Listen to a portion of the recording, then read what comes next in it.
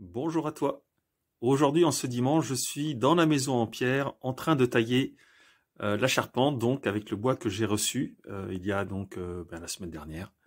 Et j'ai donc commencé à faire toutes sortes d'assemblages à mi-bois.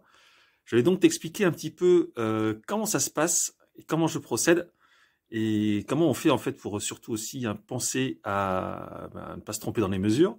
Ça, c'est une chose. Et puis également, comment bien tracer, comment bien couper pour que les cotes soient justes et que tout s'assemble bien.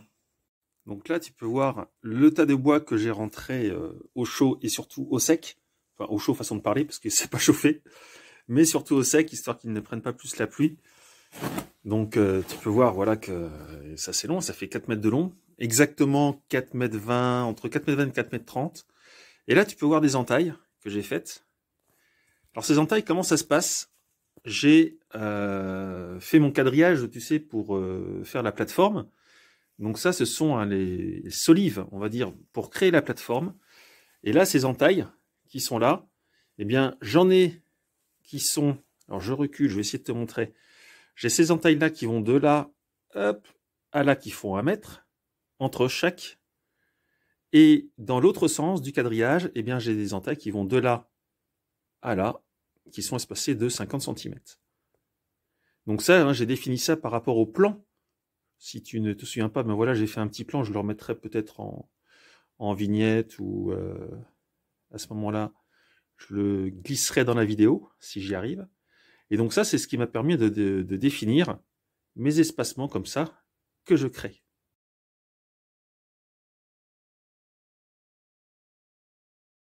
Donc là, tu vois une solive que je suis en train de tailler. Et quand on se rapproche, voilà, tu peux voir le détail.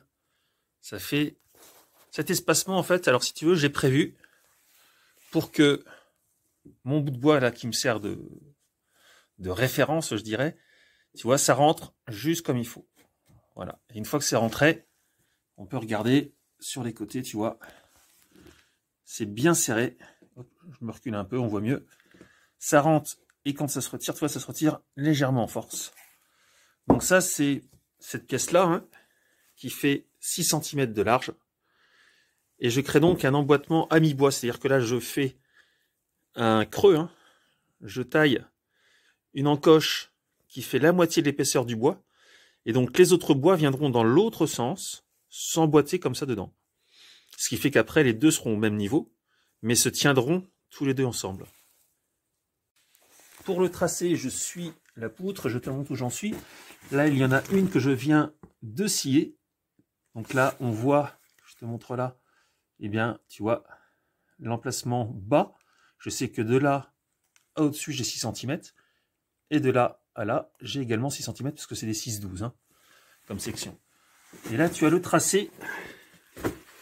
Hop. Le tracé complet. Donc l'idée, quand on trace ainsi nos pièces, eh bien, c'est que on doit suivre après, quand on va utiliser la scie. La scie, eh bien, elle va être de ce côté-là, là où je fais la croix. C'est-à-dire que je vais être de ce côté du trait de scie, en mangeant, comme on dit, un peu le trait de scie, pour avoir vraiment les 6 cm. Mais je ne coupe pas de l'autre côté, parce que sinon j'aurais les 6 cm plus mon épaisseur de scie. Et là, ce serait beaucoup trop large, hein, puisque après le bout de bois, il flotterait. Voilà. Donc l'idée, hein, c'est que je fais de ce côté-là vers la droite, et de ce côté-là, de mon trait de scie, vers la gauche avec la scie. Et à ce moment-là, j'ai bien mes 6 cm qui sont respectés. Donc une fois que c'est tracé, eh bien, je viens me poser avec la scie. Le doigt me guide, hein, et on entame doucement la matière en suivant le trait de scie. Alors au départ, on va tout doucement, histoire d'être bien ancré. On vérifie en enlevant la poussière. Et une fois qu'on voit qu'on est bien dedans, et bien on descend doucement mais sûrement. On peut vérifier là, j'ai tracé également de l'autre côté, ce qui me permet de voir si je suis bien de l'autre côté également droit au niveau de la lame, hein, si je suis bien droit comme ça, sinon si je suis un peu penché comme ça ou comme ça, bah, ça n'irait pas non plus.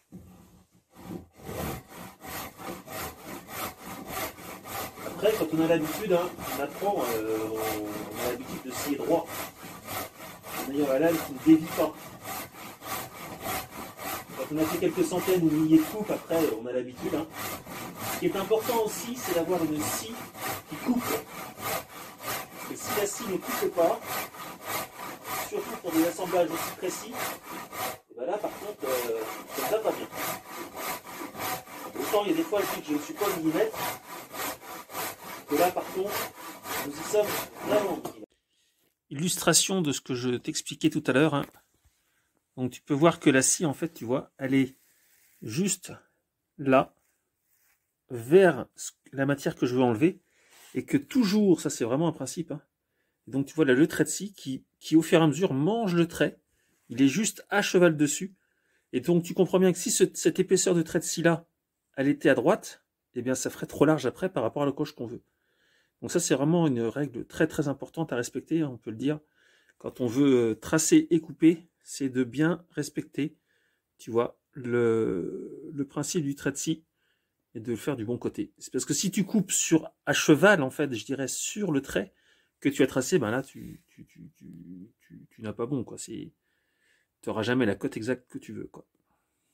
Et donc, une fois que j'ai fait les traits de scie, eh bien, il me reste à faire sauter ce cube. Donc, ce cube-là, pour le faire sauter, eh bien, je vais utiliser un ciseau à bois. Celui-ci, il n'est pas très large. C'est fait exprès, mais il coupe bien, donc ça me suffit largement. Et comme ça, ben, je vais faire sauter les petits carrelets. Donc au départ, je fais sauter grossièrement.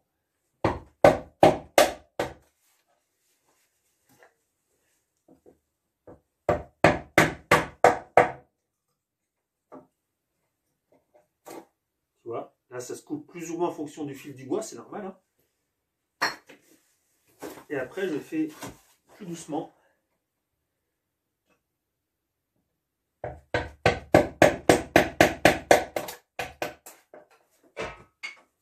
Faire sauter le reste en suivant bien le trait. Donc au départ, je suis en vertical. Mais après, l'idéal pour bien travailler, là, c'est de poser en horizontal, comme ceci.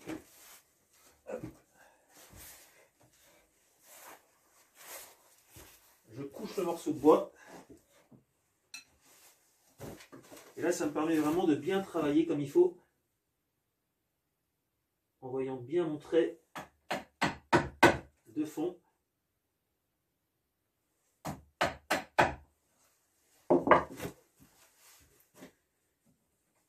Et après, le ciseau, ben voilà, il y a une certaine manière de le tenir. Hein. Je ne sais pas comment expliquer ça. Tu peux le voir, la manière dont je le tiens.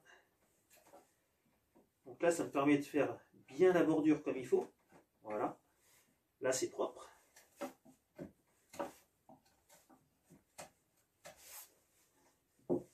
En principe, je fais la deuxième, la troisième, etc. Tout ce que j'ai coupé. Après, je retourne dans l'autre sens.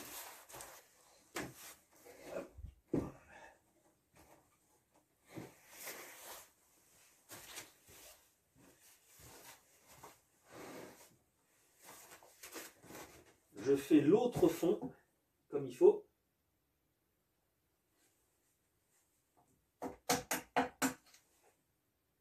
Alors en plus, bon là c'est pas du chêne, hein, c'est pas un feuillu, hein, c'est du résineux. Donc c'est à la fois plus simple et plus compliqué à travailler. Alors plus compliqué pourquoi? Eh bien parce que c'est plus fibreux. Donc il faut vraiment que ton outil ciseau à bois ou ébauchoir, ou ça, l'ébauchoir c'est l'outil de. C'est le ciseau à bois, un charpentier, coupe bien. Et voilà. Et là après je finis à la main.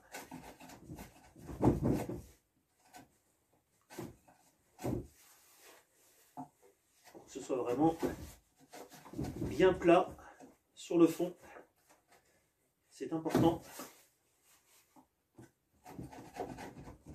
Quand les bois sont boîtes, ben, ils qu'il n'y ait pas une surépaisseur. Parce que des fois, on peut avoir ce qu'il faut, les bonnes coupes sur les côtés, mais au milieu, on laisse un petit arrondi. Donc après, ça ne va pas quand on emboîte. Alors j'ai bien avancé cette semaine pour être plus confortable. Je me suis également fait un peu de place dans l'atelier parce que c'était un peu le bazar. Donc là voilà, j'ai pu ramener des tréteaux, me poser plus confortablement. C'est plus sympa et je peux travailler un peu plus à hauteur. Donc c'est toujours mieux. Ce qui me permet de produire ça. Et là, tout ce que je viens de produire, eh bien, je suis en train de préparer les poteaux là-haut pour pouvoir les monter déjà et me libérer de la place.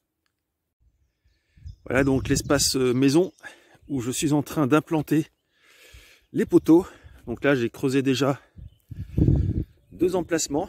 On peut voir, voilà, ça fait un petit espace autour. J'ai commencé à mettre le deuxième. Après, je vais vérifier les niveaux. Donc tout ça, ça va être une histoire à suivre dans la semaine. Voilà pour cette vidéo du dimanche. Alors il ne fait pas très chaud ce matin, hein. Là c'est, voilà, après la pluie et la tempête, ça s'est refroidi. Et j'espère donc avancer encore dans cette semaine sur la taille évidemment de toute la structure de la maison. Avant il faut que je finisse donc là d'implanter les poteaux que je t'ai montré à l'instant. Ce qui va me permettre au fur et à mesure de monter mes bois, de me faire un peu de place en bas. Et puis de continuer donc l'aventure. Donc je te dis à dimanche prochain pour une autre vidéo. Au revoir.